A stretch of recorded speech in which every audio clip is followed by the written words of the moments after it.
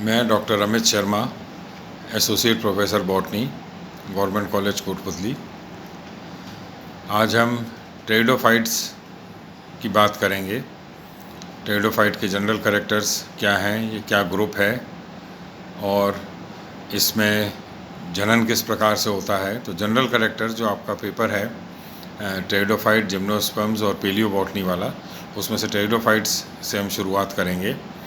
और तो सबसे पहले टेरिडोफाइट्स क्या हैं, इसके लिए हमें ये जानना होगा। शुरुआत से अगर हम चलते हैं तो शुरुआत में प्लांट किंगडम को, पादप जगत को दो ग्रुप के अंदर बांटा गया था। एक ग्रुप था क्रिप्टोगैम्स और एक ग्रुप था फेनेरोगैम्स। क्रिप्टोगैम्स के अंदर वो सभी पादप रखे गए थे जिनके अंदर की बीज का निर्माण नहीं होता है, सीड फॉर्मेशन नहीं होता है। और फेनेरोगैम्स में वो पादप रखे गए थे जिनमें बीज का निर्माण होता है।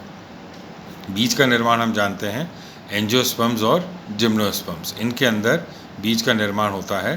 तो ये सारे के सारे फेनेरोगैम्स में रखे गए थे। क्रिप्टोगैम्स की अगर हम बात करें तो ऐसा माना गया क्योंकि इनमें बीज का निर्माण नहीं होता है, इसलिए इनमें शायद लैंगिक जनन भी नहीं होता होगा। और इनके अंदर रखे गए थे पादप एल्गी, फंजाई, ब्रायोफाइट और टेरिडोफाइट्स।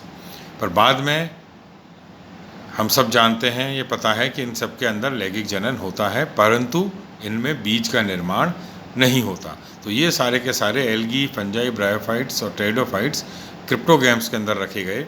इन चारों में एल्गी, फंजाई और ब्रायोफाइट, ये तीन, और टेरिडोफाइट, इनको अगर हमें भेद करना हो तो टेरिडोफाइट जो हैं ये ऐसे पादप हैं जिनके अंदर की संवहन तंत्र पाया जाता है। मतलब इनके अंदर जाइलम और फ्लोएम जल और अन्य खनिज पदार्थों के आवागमन के लिए, उनके संवहन के लिए जाइलम और फ्लोएम उपस्थित होते हैं। संवहन तंत्र इनके अंदर पाया जाता है। तो इसलिए इन पादपों को क्रिप्टोगैम्स, वेस्कुलर क्रिप्टोगैम्स भी कहा जाता है। तो जो टेरिडोफाइट्स हैं इनका दूसरा नाम वेस्कुलर क्रिप्टोगैम्स हैं। तो हम इनको इस तरह से कह सकते हैं कि वेस्कुलर क्रिप्टोगैम्स या टेरिडोफाइट्स वो पादप हैं जो कि संवहन तंत्र जिनमें पाया जाता है बीज रहित होते हैं और इनके अंदर जनन बीजाणुओं के द्वारा होता है। इनके अंदर जनन जो है वो बीजाणुओं के द्वारा या स्पोर्स के द्वारा होता है। तो बीज का निर्माण इनमें नहीं होता। एल्गी में भी नहीं होता, फंजाई में भी नहीं होता, ब्रायोफाइट्स में भी नहीं होता, टेरिडोफाइट्स में भी नहीं होता। पर टेरिडोफाइट जो हैं वो वेस्कुलर क्रिप्टोगैम्स हैं जिनमें कि संवहन तंत्र विकसित होता है। और इनका जो स्टीलर सिस्टम है, इनका जो संवहन तंत्र है वो काफ़ी इम्पॉर्टेंट एक टॉपिक है अलग से। उसके बारे में जब हम स्टीलर सिस्टम इन टेरिडोफाइट्स करेंगे तब हम उसके बारे में बात करेंगे। तो आज हम जनरल टेरिडोफाइट्स की हम एक बात कर रहे हैं। तो टेरिडोफाइट जो है वो हमने बात कर ली, किस प्रकार से टेरिडोफाइट्स को हम क्रिप्टोगैम्स में, अन्य क्रिप्टोगैम्स से भेद इनका कर सकते हैं। अब हम इनकी जनरल कैरेक्टर्स की अगर हम बात करें, मेन इनके मुख्य लक्षण इनके क्या हैं, इनके कैरेक्टर्स क्या हैं। तो सबसे पहली बात अगर हम करते हैं तो सबसे पहला लक्षण इनका, इनके आवास के हिसाब से चलते हैं, हैबिटेट उसके हिसाब से। तो सभी के सभी ये पादप जो हैं वो स्थलीय हैं, मतलब स्थल पर पाए जाते हैं। परंतु कुछ पादप इनके अंदर ऐसे हैं जो कि जलीय भी हैं और कुछ पादप इनके एपीफाइट्स भी हैं, मतलब जो कि दूसरे पादप के ऊपर डिपेंडेंट होते हैं, दूसरे पादप के ऊपर परजीवी की तरह जीवित जीवन अपना गुजारते हैं। तो ये एपीफाइट्स का काम भी, ये लोग एपीफाइट्स भी इसके अंदर पाए जाते हैं। अब हम जैसा कि जानते हैं कि किसी भी पादप के अंदर, कोई भी, जब हम लाइफ साइकिल की बात करते हैं तो उसके अंदर बात आती है, दो जनरेशन होती हैं, एक स्पोरोफाइट और एक गैमेटोफिटिक जनरेशन। तो मुख्य पादप जो होता है टेरिडोफाइट्स के अंदर, जो मुख्य पादप है वो स्पोरोफाइट होता है, बीजाणुद्भिद होता है।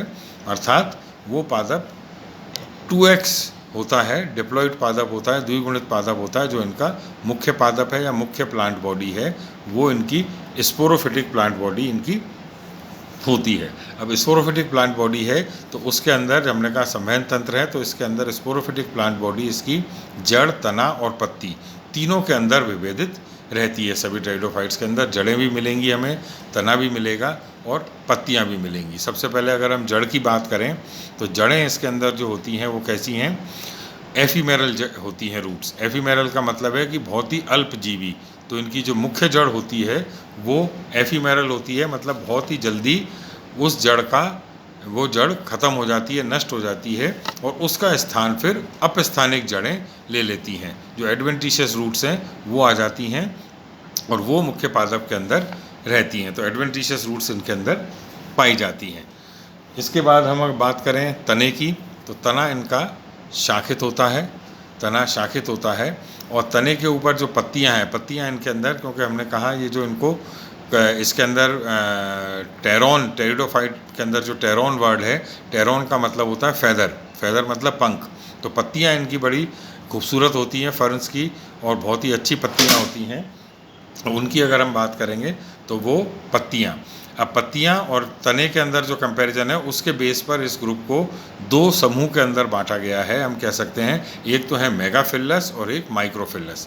मेगाफिलस वो टेरिडोफाइट्स हैं जिनके अंदर पत्तियों का आकार तने की अपेक्षाकृत बड़ा होता है, पत्तियां हैं वो तने से बड़ी होती हैं। ऐसे सभी टेरिडोफाइट्स मेगाफिलस कहलाते हैं।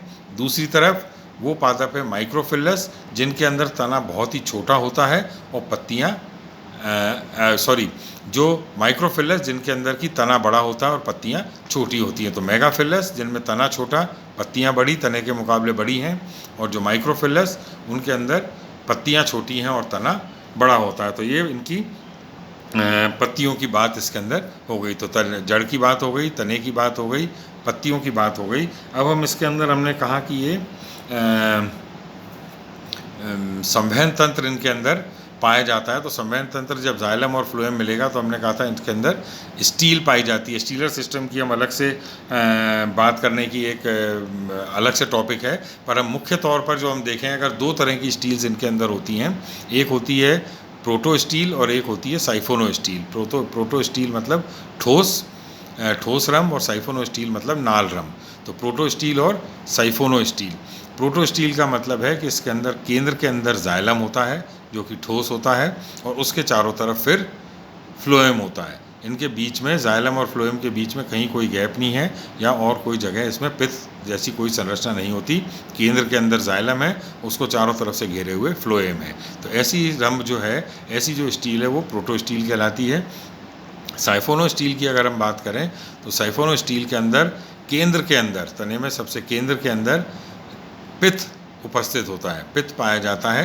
पित्त के बाहर फिर जाइलम और जाइलम के बाहर फिर फ्लोएम। तो ये दो मुख्य तरह की स्टील इसके अंदर होती हैं। जब हम स्टीलर सिस्टम की बात जब भी करेंगे तब उसके अंदर हम इसमें आगे इसको डिटेल में हम बात करेंगे कि इसके अंदर भी और आगे किस किस तरह के प्रकार इसके अंदर पाए जाते हैं। पर अभी हमें मोटे तौर पर ये जानना चाहिए कि प्रोटो स्टील और साइफोनो स्टील। इसके बाद तने के अंदर हम बात करते हैं तो आती है बात एक द्वितीयक वृद्धि की। तो सेकेंडरी ग्रोथ इसके अंदर, तनों के अंदर इसमें नहीं पाई जाती है। सेकेंडरी ग्रोथ इनके अंदर नहीं होती है, अनुपस्थित होती है। तो ये इसके जो अगर हम वेजिटेटिव कैरेक्टर्स जो हैं, जो हम कायिक संरचनाएं जो भी हैं पादप के अंदर, जड़, तना और पत्ती, इनकी अगर हम बात करें तो उसकी आज हमने बात करी पहले इंट्रोडक्शन के अंदर कि इसमें जड़ अपस्थानिक होती हैं, जो मुख्य जड़ है वो नष्ट हो जाती है कुछ समय बाद, तना शाखित होता है और पत्तियां इनके अंदर पाई जाती हैं। और पत्तियों के अंदर दो तरह की बात है, मेगाफिलस और माइक्रोफिलस। जो मेगाफिलस है, जहाँ पत्तियाँ बड़ी हैं, वहाँ पर उनके अंदर तंत्रिका तंत्र पूरा पाया जाता है, वेन्स उसके अंदर पाई जाती हैं, शाखित होती हैं, उनका जाल बिछा हुआ रहता है। और जो माइक्रोफिलस हैं, माइक्रोफिलस के अंदर पत्तियाँ छोटी होती हैं और उनके अंदर केवल एक मध्य शिरा पाई जाती है, एक मध्य शिरा उसके अंदर उपस्थित होती है। तो ये इसमें जड़, तना और पत्ती जो टेरिडोफाइट्स हैं उसके अंदर हमने आज बात की।